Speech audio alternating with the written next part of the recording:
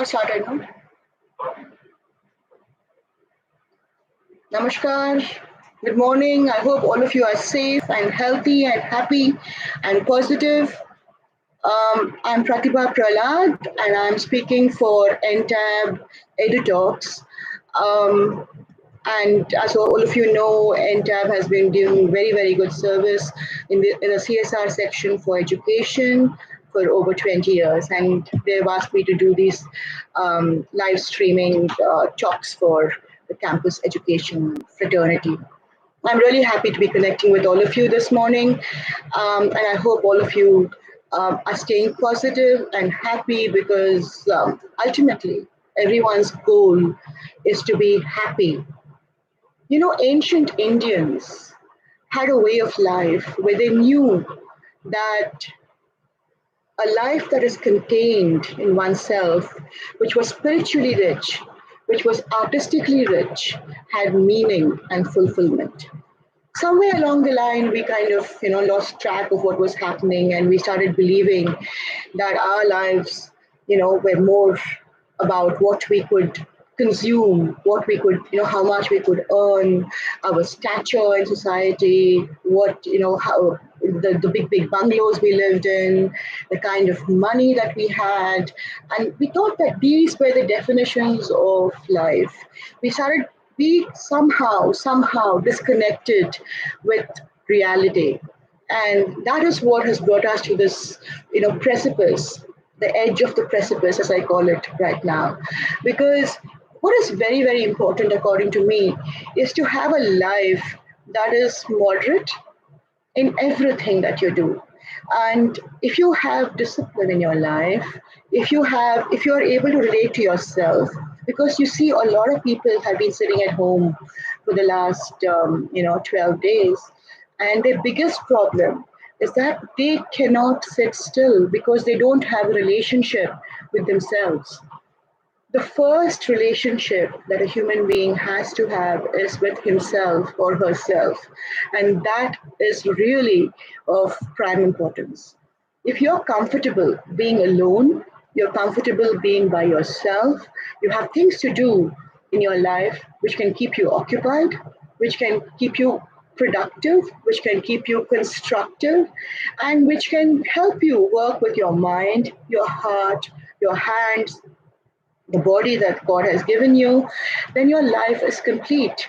What you're able to achieve in this space where you're total, you're complete, and you put your energies into is much, much, much more valuable than all the wealth that you can accumulate, working for somebody else or undercutting somebody else, or doing things that don't make you happy, because ultimately life is about happiness. Like I said, ancient Indians lived a spiritually and artistically rich life. Everything they did had an element of art in it, from greeting each other with folded palms, which essentially said, I bow to the divine in you. Namaste, namaskar. I bow to the divine in you. They recognized that divinity existed in every human being. They said, just like I have divinity inside of me, you have divinity inside of you. So I bow to that divine inside of you. Have you noticed, strangely, in the last 1 month, all that we've been hearing is social distancing, social distancing, social distancing. What is it? I mean, they say, oh, don't kiss each other, don't hug each other, don't shake hands. Do namaste, do namaskar, bow to the divine in another human being. And that is what is important. Why is this important? It's important because by doing so, you're recognizing that every human being is divine, is a divine being. And it's also making dhyana and yoga a part of your everyday practice. The ancient Indians, their homes had art, their hearth had art. Rangoli used to be, drawn outside everybody's homes every morning. I mean, did you know that in a large part of India, a large part of India. I mean, there were no multi-storied buildings then. There were homes, some small homes, some medium-sized homes, some large homes, but they were all houses, big, big houses, medium-sized houses, small houses. And outside everyone's doorstep used to be a granite stone. And every morning, people would come out and pour water on the granite stone. And they would clean it, they would sweep it, they would swab it clean, and then they would put rangoli outside the door. Lovely, beautiful rangoli drawings, everything.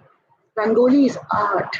Rangoli is a practice where you're concentrating with your mind and your ability, to produce something beautiful out of your own hands. You're drawing out of your own hands.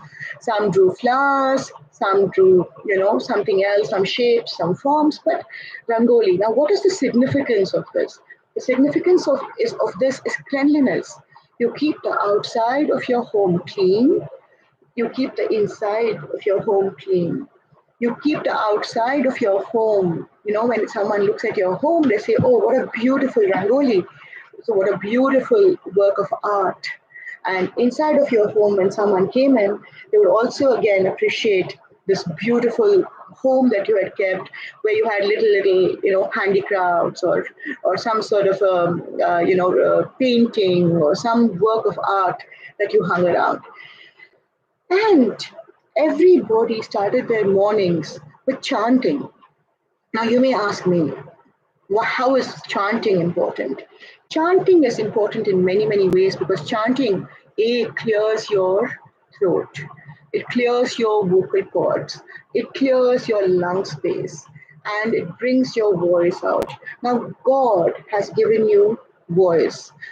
You recognize that, of course, that you are a living being because God has given you life and God has given you a voice. Now you clear that and say, oh,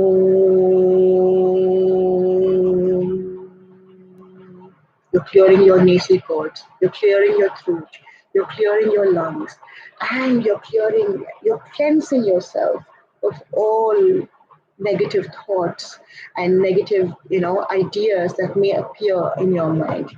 So they would chant poetry, they would read literature, they would, do paintings and sculpture, and all this was done as an offering to the divine. Just like I said, Namaste, I bow to the divine in you. I recognize that everything around me is a creation of divinity.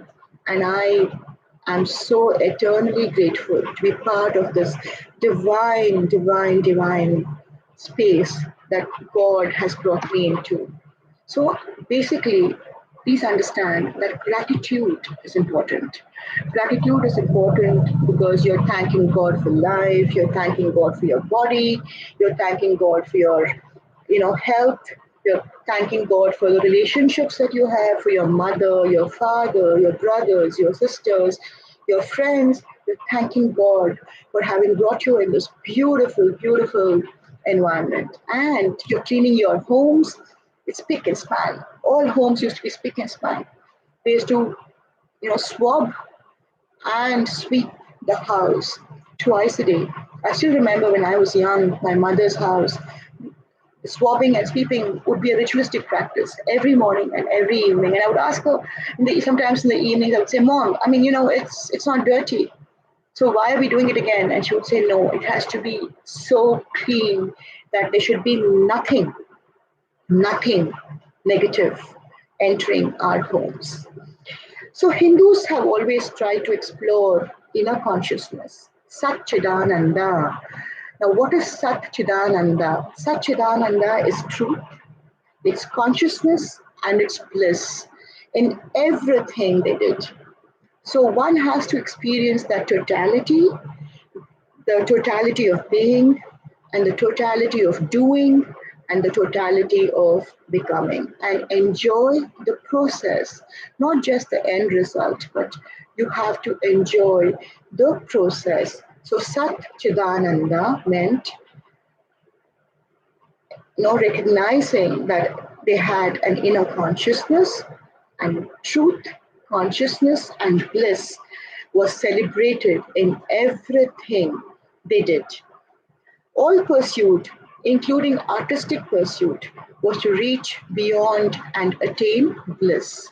Now you'll ask me, what is bliss? If everyday activity was bliss, then what was this attainment of bliss? Now, attainment of bliss was, like I'll come back to you and talk to you again and again because there's a limitation of time.